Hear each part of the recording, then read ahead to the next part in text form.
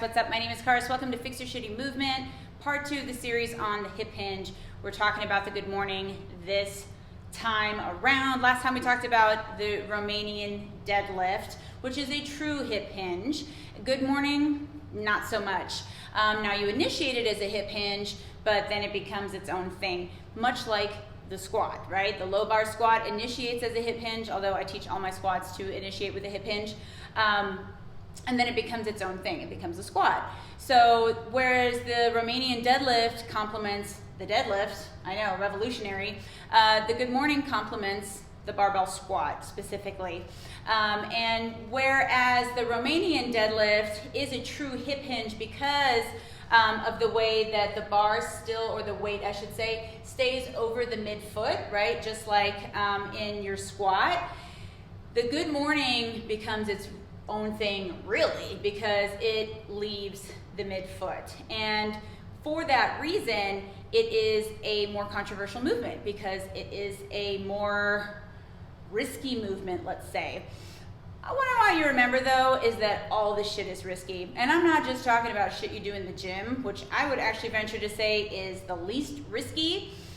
All this shit, anything that you do in your day-to-day life that is, if you're a weak person, meaning that you don't have a lot of muscle mass, you don't move a lot, then you're really vulnerable to injury. I've said before and I'll say again, everybody tends to blame lifting weights and stuff, but what I'm trying to have you do as my client is actually, I'm trying to make you more resilient to life.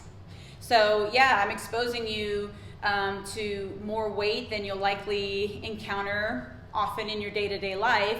It's also in a very controlled setting. So I'm trying to, gradually increase the amount that you are able to do and able to tolerate so that you become more resilient. Imagine that adaptation, all that shit. So when someone says that they find a certain exercise risky, I'm like, well, isn't that kind of the point? So the Romanian deadlift, it takes just a slice out of your deadlift, right? It looks at either the initiation of the lowering phase, right, or the lockout. And so it can be used to identify weaknesses in either of those, or really in your hip hinge in its entirety. But because it takes that slice out, you can really zero in on the ways that you're fucking it up, right? Or strengthen those for whatever. So the good morning does the same thing. And because of the way that it complements the squat, which I'll get to in a second, that's precisely why you should be concerned if doing good mornings bothers your back, and if you're doing barbell squats, because it is going to highlight a phase of the movement that if you don't have good control of, or really your body isn't in the most advantageous position, it's either going to hurt you, or hopefully you'll just plateau and be unable to move past that position, which was what happened with me as I was transitioning from, or really what led me to transition from a high bar squat to a low bar squat. So whereas a Romanian deadlift, just like your regular deadlift, just like your squats, the weight stays over the midfoot, right? There's no deviation one way or another. In fact, that's how you can determine whether or not the movement is a hip hinge. A high bar squat stays over the midfoot in a more upright position. Low bar squat stays over the midfoot in a slightly more pitched forward position. I'm going to show you all of that here in a second so that it makes more sense.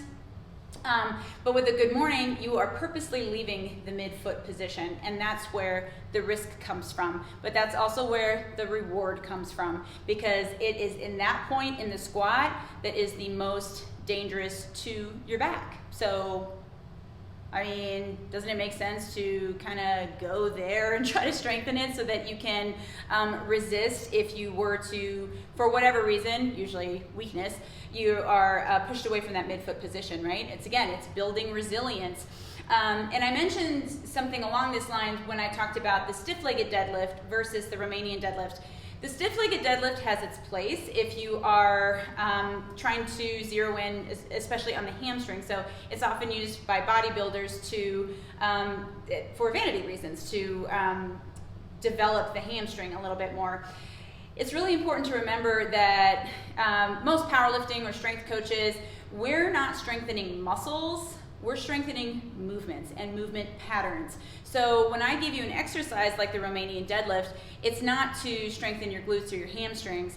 They will get strengthened, but they get strengthened as it pertains to the hip hinge itself and its relationship in your deadlift, right? And so a lot of people, as I mentioned in the Romanian deadlift, really don't know how to hip hinge well. And even if they know how to squat and deadlift well, really what that shows me, and that's why I use the kettlebell swing so much, is that they are going to eventually reach a point where it's just not going to work for them anymore.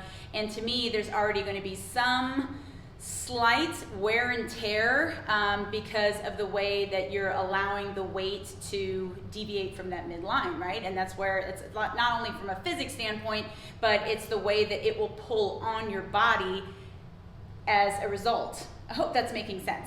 I know this is a really talky one, but I think it's really important to understand what the fucking good morning is for, and really why you should be doing it. So let's just review the high and low bar squat real fast. So remember, in a high bar squat, the bar is situated on your upper traps, right? Just like the high bar good morning. It's usually what's taught in a group setting, especially because there's no technique involved in bar placement. So I'll place it on my upper traps, and I'll unrack, and I'll step out, and you see I'm already in a really upright position. I have to be because of where the bar is, right? If I went, well, this way usually, I mean, it'd be pretty dumb to go that way, although I've seen it. So for me to squat in a high bar, I really have to keep my torso fairly upright, which is not difficult for me because I'm fairly proportionate as it comes to limb length, torso length, shit like that. A tall person, especially, or someone with long femurs or long torso, it doesn't work as well for them. I mean, really long femurs, but everyone is different is my point. And the high bar squat really doesn't work for a pretty big part of the population. The low bar squat will work for everyone if they stop being a pussy and learn it. I had to learn it because I kept plateauing, and thank God that's what it was. My body was just like, nope, bitch, because the bar wasn't in a secure position. So you can see if it's on the upper traps, it's really just sitting there, right? A low bar squat, I did Fix Your Shitty Movements on this already. Please go check it out because I think it's really important, especially if you want to get stronger with barbells. So in a low bar, I'm putting the bar to really right below the tops of my shoulder blades. Maybe lower, some people go even lower. But you can see how I'm actually kind of pitched forward already in this position, right? Not a ton, but for the bar to be over my midfoot, there has to be some, basically my chest is more forward than it would be in a high bar squat, right? What that helps me facilitate is a hip hinge. So I can sit my hips back and then squat down, right? And allow my torso to come way forward. And not only that, but my bar is in a much more secure position. It's pinned to me, right? So it makes it a lot harder for me to move my spine around, my torso around, allows me to utilize my upper back, and puts especially my neck and lower back in a lot less vulnerable position. So that's the many reasons why low bar is so helpful, and why really, as soon as I start working with someone, I show them the low bar, because there's always some resistance, ugh, it hurts my elbows, it hurts my wrists. Yeah, because you lack thoracic mobility. I was the same way. So we're not gonna load you up. It's harder when, I tried to learn low bar, I was already in the upper 200s, my 1 rep max is 280. And I had to go all the way back to very light weights to learn low bar, because if I tried to put 250 on my back in low bar and my wrists, elbows, and shoulders weren't conditioned for it, it fucking hurt me, and it did. So the good morning is exactly how I learned to have a better low bar position. So the very beginning of your squat, right, whether it's high or low bar, is that hip hinge, right? After that, you squat, right? So once your hips go as far back as you can without the bar missing the midfoot, that's when you then squat down to keep that position. In the good morning, that's when you move your chest forward, okay? So I'm going to show you the low bar. good morning. And I'm going to show you in the traditional stance with toes forward. This is the stance I like to use because I'm a sumo deadlifter as well, and I think it's really important for me to get strong in positions that I don't use all that often, less wear and tear on the hips and stuff too. But I'm going to show you a different variation. So here's right at the beginning of my squat, and then I'm just going to continue to move forward with my chest. And so again, because that bar is pinned to me, I have to focus on really using my upper back to stay or to resist the bar. And that's what it made me learn, and that's how it clicked for me. Like, oh, I always feel like I'm gonna decapitate myself or snap my back in half when I'm doing good mornings because my bar position sucks, and that's exactly why my squat is plateaued too. Does that make sense? Hopefully it does. So, does it mean that I can just move and it's no problem? No. It definitely means that it's safer though, and it lets me know when that bar is not secure, which is the exact same problem that you will have in your squat. So you'll see people do stuff like crane their neck, right, in an effort to prevent the bar from rolling forward. They'll squat it. So, remember, a hip hinge, your shins stay vertical. That's why I classify the good morning as a hip hinge, because in my good morning, those shins stay vertical. So they will start to squat. So again, they kind of like keep the bar safe, like over the midfoot. Obviously, both of those look horrible and can hurt you. And then there's another way that some people do the good morning that I don't like, and that is keeping your knees locked out, kind of like the stiff-legged deadlift, right? So by keeping my knees locked out, my shins no longer stay vertical, right? But what I'm doing is I'm actually using my hips first of all as a counterweight to the bar, right? And I'm not in a hip hinge, so it's not advantageous to be a power lifter and someone who's working a movement. That's not a movement that I actually ever want to strengthen, not consciously. And probably most important, what you're doing is you're using your quads to stabilize your torso. So you're locking out your knees, right? And therefore your hamstrings don't have that give, right? That flexion of the knee to sit your hips even further back. So by doing that, it actually makes it really hard for you to move your pelvis. Why does that matter? Because it's not your quad's job to do that, especially not in a squat when you can't do that, right?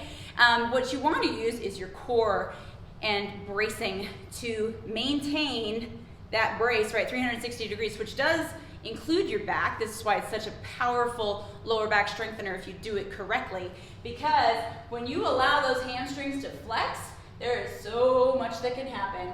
But that's exactly what will show up in your power lifts with the barbell as well. So no, I absolutely do not. I don't have people do good mornings like that, period. Just like I don't really do the stiff-legged deadlift. I've kind of played with it before for hamstrings, but I'm like, you know what? You want nice hamstrings? You better fucking deadlift, because that'll do it unlike anything else. But again, it's because people struggle so much with a hip hinge, just like with what I was saying with the Romanian deadlift. They either want to stay locked out in the knees, what I was just saying, or they want to squat under. So why would I want to emphasize that in any of the programming that I give them? And those are the issues that everybody has in their fucking squat. They don't know how to control the bar with their upper back, and they don't know how to maintain intra-abdominal pressure to protect their back. So there's a lot of reasons why you should be doing the good morning. I mean, I feel like I just gave you a whole bunch. I mean, it's amazing core work too. I want to add though that you can do your good morning in a squat stance. So you get in your squat position, and it will even more reinforce your upper back position as it pertains to your squat. So how I program those is I will put low bar good mornings in if I'm taking a break from low bar squatting, just for prevention of overuse injuries, or I'll put them on a different day so that I don't put all that wear and tear on my wrists and elbows. Obviously everyone's going to be a little different, but I'm just very protective of those joints, and most people have to adapt to that. And I don't really do high bar good mornings for the reason I just said. I don't like how insecure it is on the back. It's a great way to build the posterior chain and again, build that awareness in your squat. Add it in, check it out. My name's Karis.